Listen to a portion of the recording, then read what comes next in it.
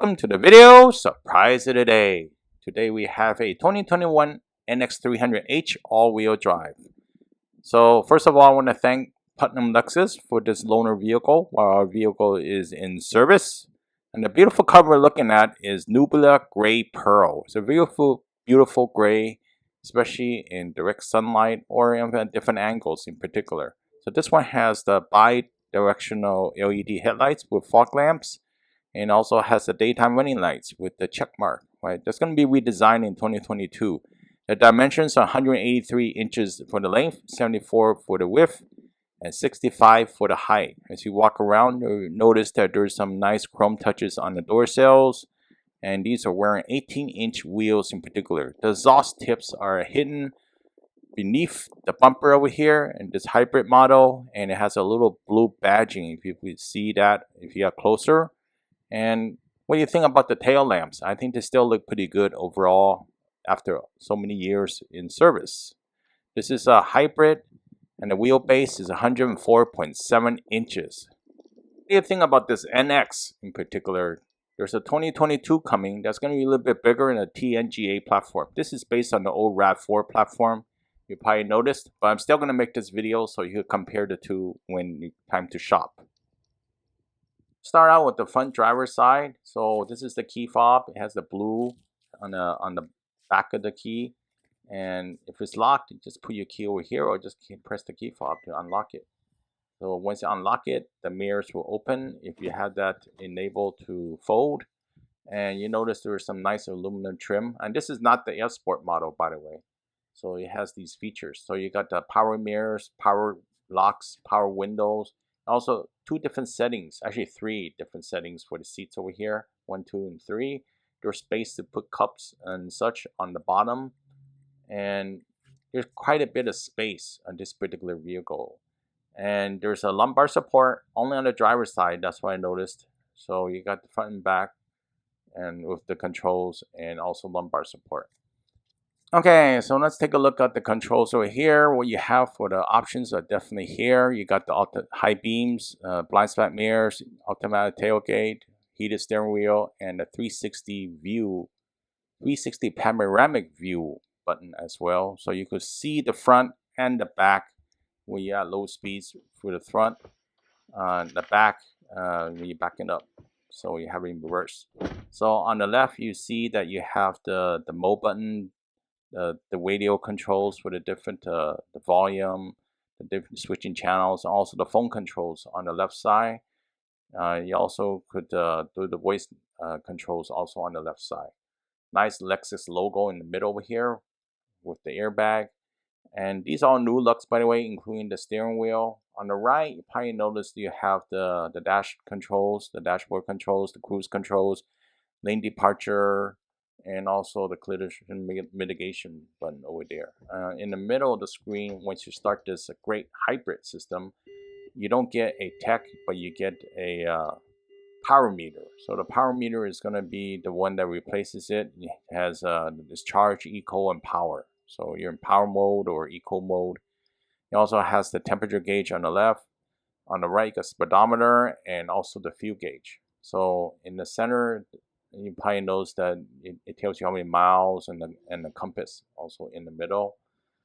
Very quiet vehicle when we start up. It's a hybrid, but once the charge goes low, then the engine kicks on, and it does shake the vehicle a little bit. Over here on the top, you notice the nice size meter information display. Yeah, it's very easy to look and use as well. Not a touch screen. If you probably notice, you have to use the touchpad to do that. Also, you have the climate control systems, the nice clock also in the center. A little bit layer setup. You see the recirculating air is on and the AC. That gets a little bit wash out when the sun is really shining on it. That's why I noticed. And the power and volume, you get buttons over here, this particularly including the tune button. Below that, you get the Eco, Normal, and Sport, the different drive modes, the EV mode. So you also have the shifter, which is great. Easy to use. This one has the brake hold, automatic parking brake, and this is the touchpad. I mean, a lot of people like it, a lot of people not. It's very sensitive though, so you can't be using it when you're driving. Pretty much when you park, you can use it. There's a little storage cubby there on the bottom. I don't know, you can see that as well. And on the passenger side, looks pretty high, but it's very comfortable to seat. This is a smaller SUV compared to, say, the RX, and you could stash maybe some coins over here in this particular compartment, but the bulk of it is in this area over here. And you got USB. You can see that USB and power port over there. And the cup holders are pretty reasonably sized, as in, if you need to put some solders or such. Little touch of the front driver seat, very comfortable Nulux leather, which is a synthetic leather. It lasts pretty long without any major maintenance overall. So, and also if anything happened to the seats, you probably could get a repair from your Lexus dealer. So I just wanted to mention that. Okay, so let's do the quick sun visor test. 1, 2, 3. It's like a 7. Yes. It's a slit, whatever they call that. Not the whole thing that slants over. I don't know why, but it's not the best, but it's better than nothing, I guess. I give it a 7 out of 10 overall because the sun still shines through. You also have the map lights over there, and same with the passenger side, so they didn't cheap out. And you got the power moonroof over here. You can open up. So this one is not a panoramic. I'm sure the next version will be a lot more improved. This is a luxury vehicle. You get the SOS, and also you have the lights go on when you open the door. So there's some trim pieces on the vehicle. You probably noticed that. But overall, this is going to be more of a sporty feel compared to, say, the RX, more luxurious feel. So, okay, what we have here for the engine compartments. So let's take a look.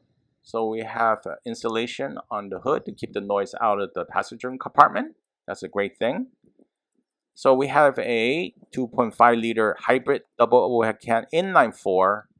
Maximum horsepower comes out to be 194 horsepower at 5,700 RPMs.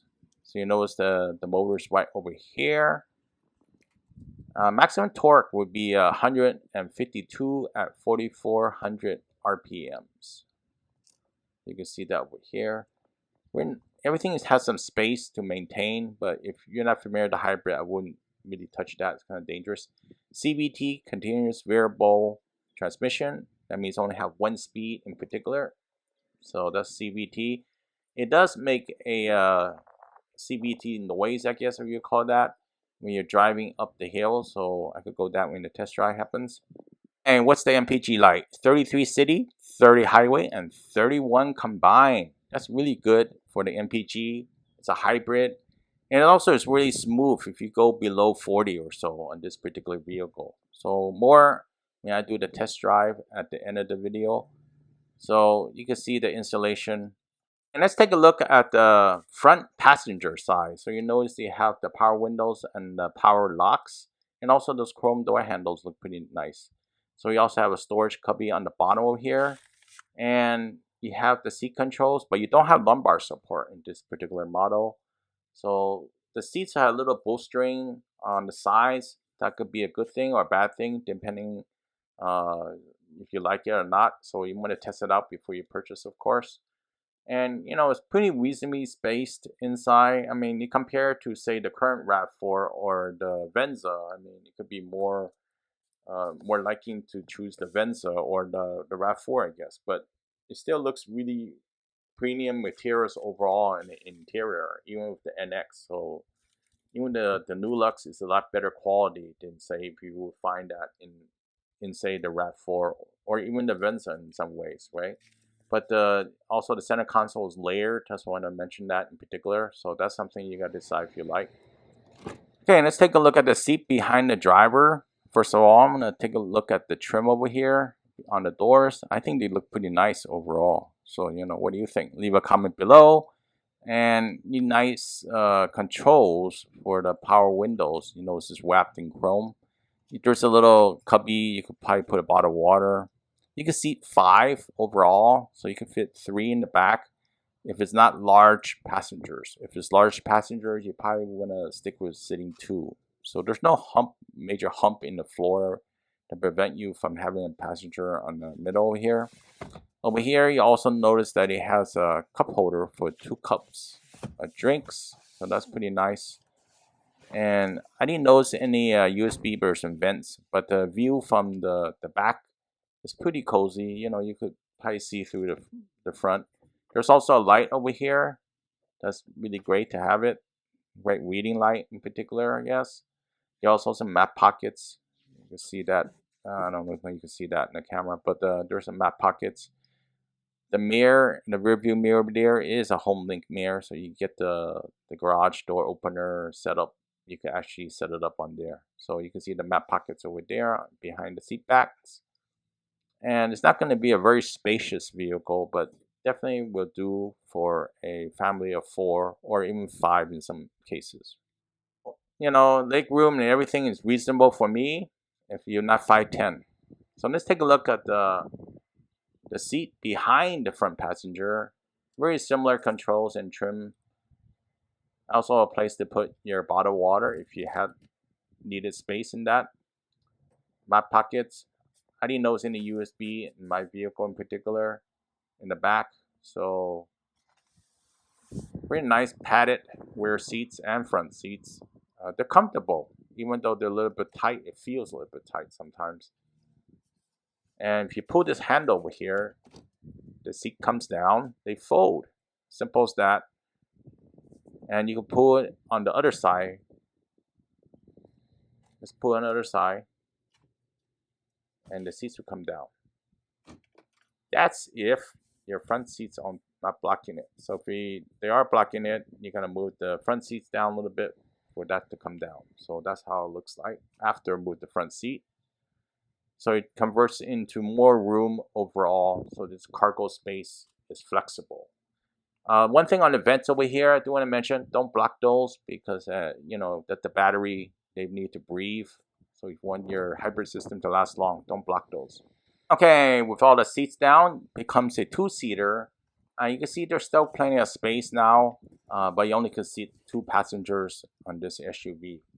So room should be bigger in the newer model, just my understanding, if you're waiting for the 2022 model. But this one in particular, the cargo space behind the front row is 53.6 cubic feet, which is pretty nice. I mean, you know, you get one of those foldable ladders, definitely would fit. It shouldn't be a problem to fit. So you could drive it to most locations, or you can put some lumber, I guess, for example, or, you know, wherever, right? Potting soil. So that would fit. It shouldn't be a problem. Okay, we're going to configure it differently over here again. So I'm going to see what we're going to get out of this in particular. So suppose we're going to do a configuration on this Nx300H again. With all the seats are going to be up in this particular setup. So I have it coming up. Hey, moment of truth. All the seats are up. Cargo behind the third row will be 16.8 cubic feet. You can see that there's some lights in the back. There's some tie downs. And also we have the cover on the top, I guess. So this is the net. Let me move that out of the way. There's another view. A better view, I guess. So let's take a look at the bottom. It has a little opening here. There's going to be a spare tire. Let's just double check that. First aid kit. Voila! Yes, the spare tire exists. Thank you, Lexus. You know, we really needed a spare tire. Worst case possible, when you need one, you don't have one. So let's hit the button, and that also closes the lift gate. Okay, here's another look at the lift gate going down. What do you think about the tail lamps? Actually, I thought the tail lamps pretty good. Okay, these are Michelin Privacy MX-M4 wearing 225/60 R18 tires. So what do you think of the design of the rims? They're 18-inch. They're an option, by the way. If you don't get these, you know, this option, you're not going to have these 18-inch. So here's the test drive. And, you know, like I mentioned, it's at low speeds, it's going to be very quiet, you know, very smooth, right? I'm just driving around the building over here, and you can see it's going to be very smooth overall. So this is going at very low speed, so you don't notice anything. It's very quiet with the hybrid system. Toyota's definitely refined the hybrid system all the years. And now if you push it on hard, you know, for power, and you're gonna hear some noise. So you can hear that noise over there. So that's pretty much normal, and doesn't have a whole lot of power. I guess when you hit it like 55, you definitely feel that it may reach its max pretty much, right? If you want to get one feature, definitely get the panoramic view. It's definitely worth the price. I mean, it's definitely for safety. It's easier to see all around the vehicle. Not only that, you could go, you see the front at low speeds, you also could see the back. If you're backing up slowly, you probably could see the weird cross traffic or wherever it is that's approaching you, and it'll beep, right? So most Lexus have this option, and also you could find this on the Toyota models and even other competitors in particular. So what about the price and destination? Well, the price and destination is $48,415. You may be to get some better deals right now, the new ones coming out, but it all depends on the market condition. Okay, folks, pros and cons, my opinion only. Yours may differ.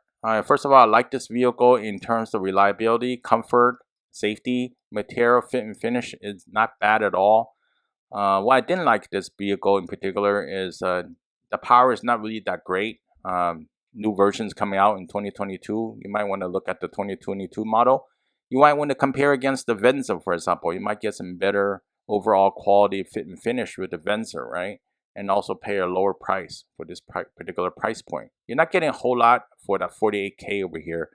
Compare against the new Venza that came out under the Toyota name. And, you know, I felt the Rav4 hybrid actually had a little bit more power. It just felt a little bit better than this one in particular.